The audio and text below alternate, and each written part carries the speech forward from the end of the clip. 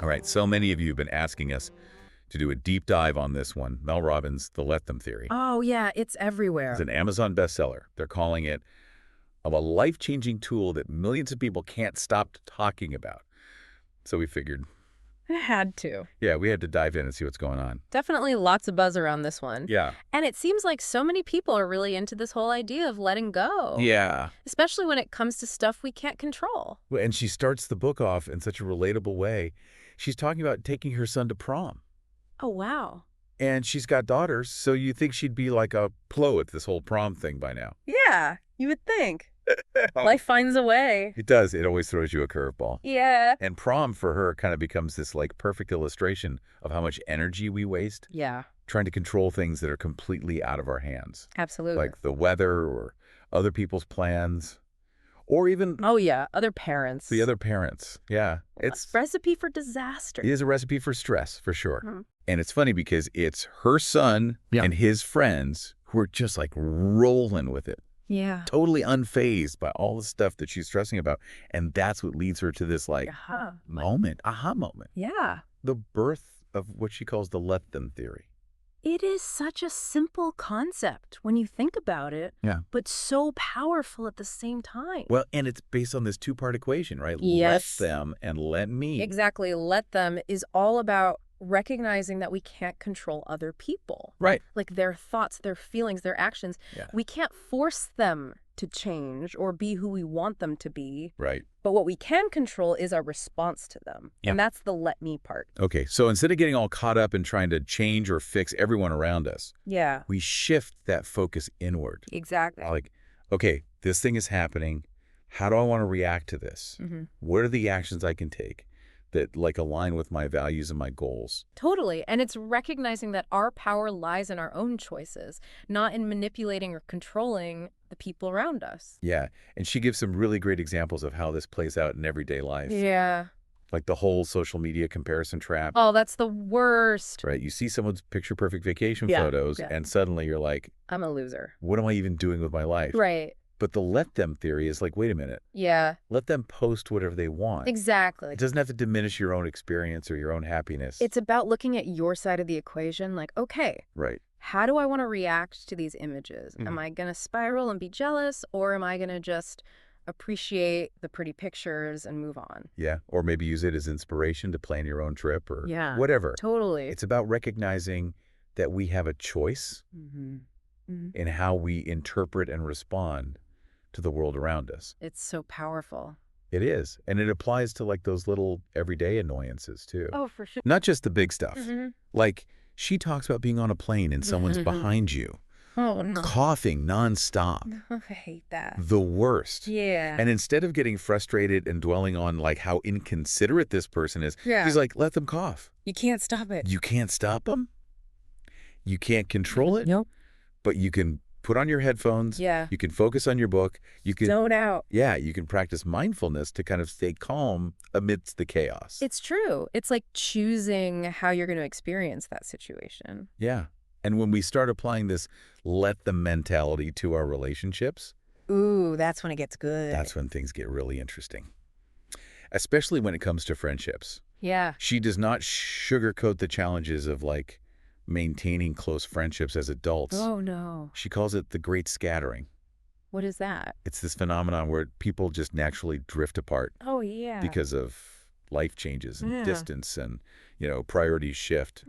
It makes sense. Like you think about those friends you had in school or college. Right. We're just always around each other. Yeah, proximity was the main thing. Totally. And then as you get older, everyone moves, gets married, has kids' careers take off. Yeah. And suddenly it's like, It takes effort. it does. Yeah. Just stay in touch. And it's not just physical distance. Right. It's also about timing and energy. Yeah, you might be in totally different phases of life. Exactly. Different demands on your time. Totally. Or like maybe your energies just don't mesh as well anymore. Yeah, that happens. She even tells this story about how like her own negativity was impacting a friend group. Oh, wow. And she's like, looking back, I wouldn't have wanted to hang out with me either. That's so real. Right. So honest. And it highlights this important point that like sometimes friendships run their course. Yeah.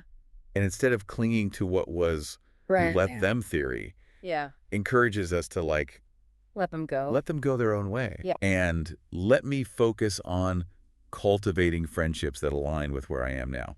I love that. And she actually gives some really good advice on how to do that. Oh, does she? Yeah, she talks about moving to a new town, Okay. feeling really lonely, Makes sense. and instead of just like wallowing in it, she decided to be more proactive. What did she do? So she'd strike up conversations in coffee shops. She'd introduce herself at events, Oh, wow. basically become this like going first kind of person. Putting herself out there. Yeah, when it came to making new connections. It's so important to do that sometimes. It is, and she's realistic about it too. Yeah. She emphasizes that like building those genuine connections takes time. It does. But it's like she's giving us permission to be a little bit bolder in our yeah, friendship pursuits and to embrace the awkwardness. that's the hardest part. It is. Right. But the let them mindset makes the whole process less daunting. How so? Because if someone's not receptive, no big deal. You just let them be. You'll let them be. So freeing. Right there. It takes the pressure off. It does. It frees us up to keep exploring without taking it personally. Yeah, and that same principle, that ability to focus on what we can control, Right. becomes even more crucial when we're talking about family. Oh, family. Real family. That's a whole other level. Whole other ball game. Right. Because you've got like these pre-existing loyalties and expectations and Yeah, power struggle. power struggle. Yeah, it can be so hard to navigate. Mm-hmm. And she's super open about her own experience with her mom. Like, Oh, really? not being thrilled that she was marrying someone who's going to take her away from the Midwest. Oh, that's classic. Right. Like the mom not wanting the daughter to move away. Totally. And it's a classic example of what she calls frame of reference. Oh, what? That we're all coming from these different perspectives, Yeah. shaped by our own experiences and values and fears. Yeah.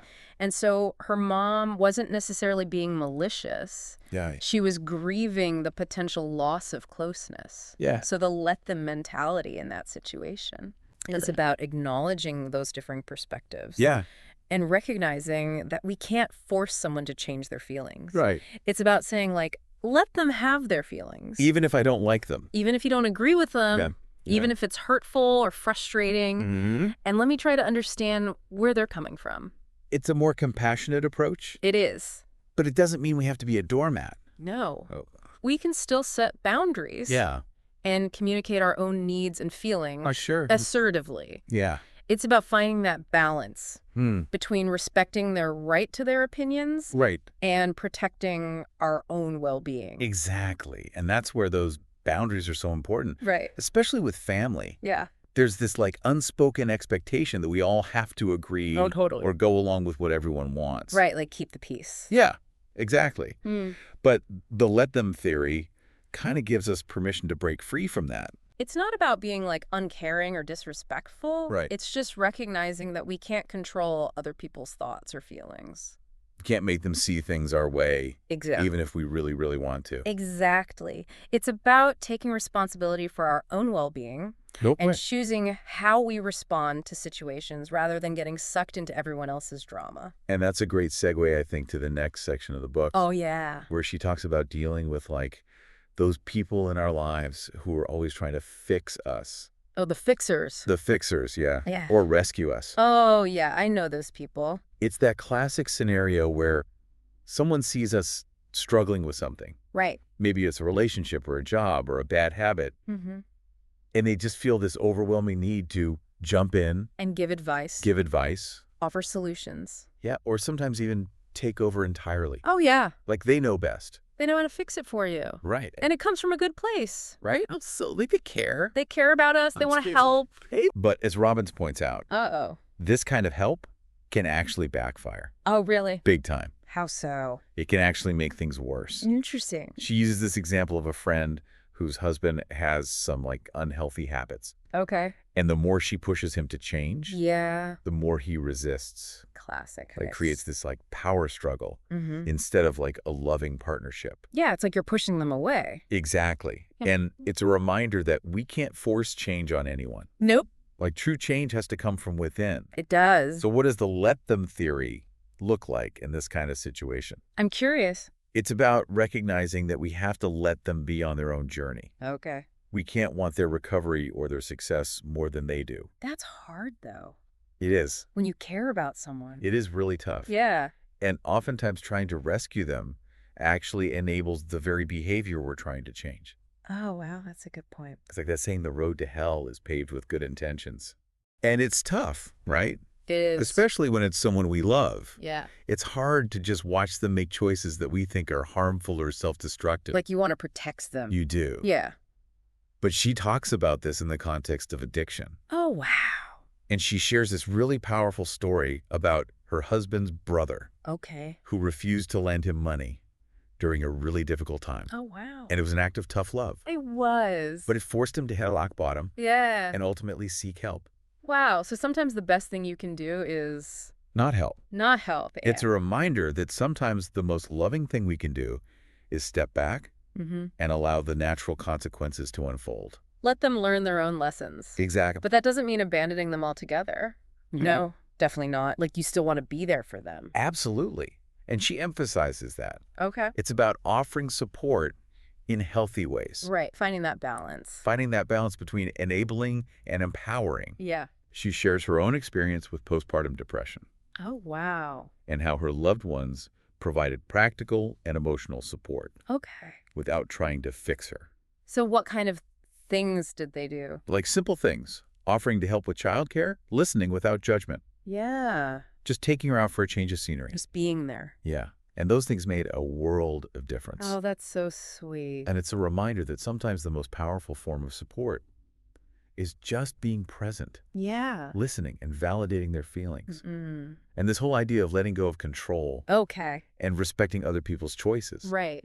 This plays a huge role in romantic relationships as well, Oh, for sure. especially in the age of dating apps and social media. Oh, yeah. It's a whole different ballgame now. It's a whole different world It is. where it's so easy to get caught up in comparisons Yeah. and this illusion of perfection. Mm-hmm. And she's brutally honest about the challenges of navigating the dating world. Is she? What does she say? And she emphasizes the importance of self-respect Okay. and recognizing red flags. Red flags are so important. They are. You got to watch out for those. And she's all about choosing to walk away from situations that aren't serving you. Okay. So if you're constantly questioning where you stand with someone, Yeah. or if they're truly invested, Mm-hmm. her advice is simple. What is it? Let them go. Wow. Just like that. Let them go. Let them play games. Let them string you along. It's hard, though. It is hard. Yeah. But she's saying, like, you deserve to be with someone Okay. who is clear about their intentions Yeah. and who's willing to put in the effort. I like that. And she makes this really important distinction between commitment and compatibility. Oh, that's interesting. Yeah, you can be, like, deeply in love with someone Okay. and fully committed to the relationship. Yeah. But if your core values or goals or lifestyles are fundamentally incompatible, Right. it can lead to major conflicts down the line. Oh, yeah, for sure. She uses this example of a partner wanting to move abroad, Okay. while the other is, like, deeply connected to their family and community. That's tough. It's a classic let them scenario. It is. You can't force someone to abandon their dreams, Right. and neither should you sacrifice your own. Exactly. Sometimes love isn't enough to overcome those fundamental differences. It's true, and it's better to recognize that early on Right. than to drag things out and end up getting hurt. Exactly. Which brings us to another really important aspect of the let them theory, Okay. and that's dealing with heartbreak and loss. Ooh, that's a tough one. It is a tough one. Yeah. Whether it's the end of a romantic relationship or a friendship that's faded or the death of a loved one, Yeah.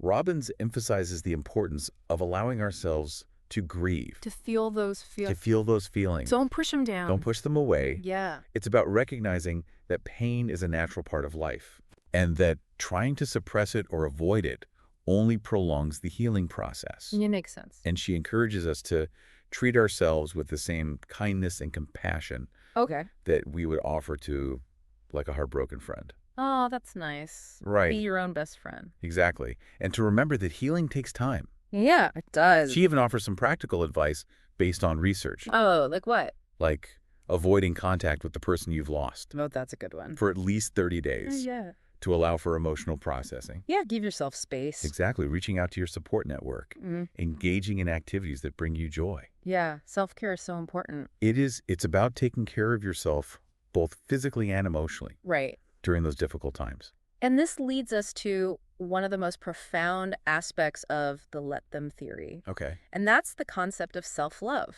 Ooh, I love that. It's about applying all of these principles of letting go, setting boundaries, respecting differences to the relationship we have with ourselves. Okay, so turning it inward. Exactly. So what does that look like? Well, Robbins emphasizes that true happiness and fulfillment begin within.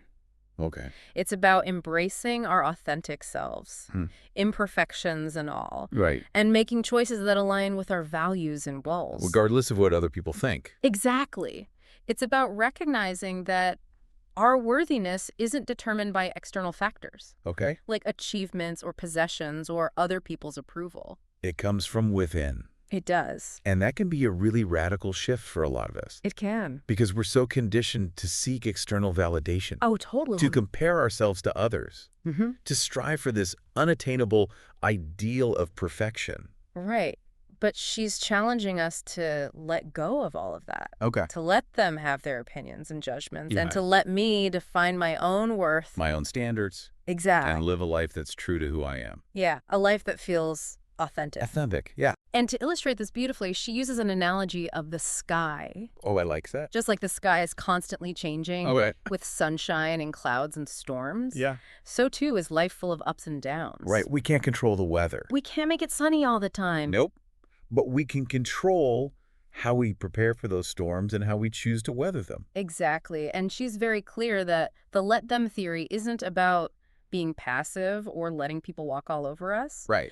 It's about recognizing that we have a choice in how we respond to those challenges and curveballs that life throws at us. Yeah, it's about choosing our battles wisely Mm-hmm. and focusing our energy on the stuff that we can actually influence, The things we can control. which is our own thoughts and feelings and actions. And that's incredibly empowering when you think about it. It is. It means we're not just victims of our circumstances. Right, we have agency. We have the power to choose how we show up in the world. Even when things feel totally chaotic or out of control. Exactly. And what I really appreciate about her approach, Is that she doesn't just give us these, like, feel-good platitudes. right. She actually backs up her arguments with solid research. Yeah, like from psychology and neuroscience, and even relationship experts like John and Julie Gottman. I love the Gottmans. Me too. That's what makes this book so valuable. Totally. It's not just like fluffy self-help. Right. It's rooted in a deep understanding of human behavior and motivation. And she's so relatable. Oh, she is. She's super open about her own struggles. Yeah. Her moments of insecurity, the times when she fell short of her own ideals. That makes her so much more human. It does. It makes her message so much more powerful because it's not like she's preaching from some pedestal of perfection. Exactly. She's right there in the trenches with us. Yeah, figuring things out as she goes. And that's what makes the let them theory so compelling. Yeah. It's not about achieving some, like, unattainable state of bliss. Or having total control over everything. Right. It's about providing a practical framework For navigating all the complexities of life and relationship. with more awareness and intention And compassion. and compassion. Yeah. It's about recognizing that true freedom comes not from controlling the world around us, Okay. but from mastering our own responses Yeah. and choosing to show up as the best versions of ourselves. Regardless of what anyone else might think or do. I love that. It's a powerful message. It is. So as we wrap up our deep dive into the let them theory, Okay. I want to leave you with this question. All right, ready. What area of your life feels a bit stormy right now? Ooh, that's a good one. And how can you apply this let them, let me mentality Okay. to weather that storm Yeah. with more grace and resilience and maybe even a little bit of joy? I love that. Because as Mel Robbins reminds us, Mm-hmm. we all have the power to create a more fulfilling life. Yeah. Not by controlling the world around us, Right. but by choosing how we respond to it. Beautifully said. So until next time, happy diving. Bye, everyone.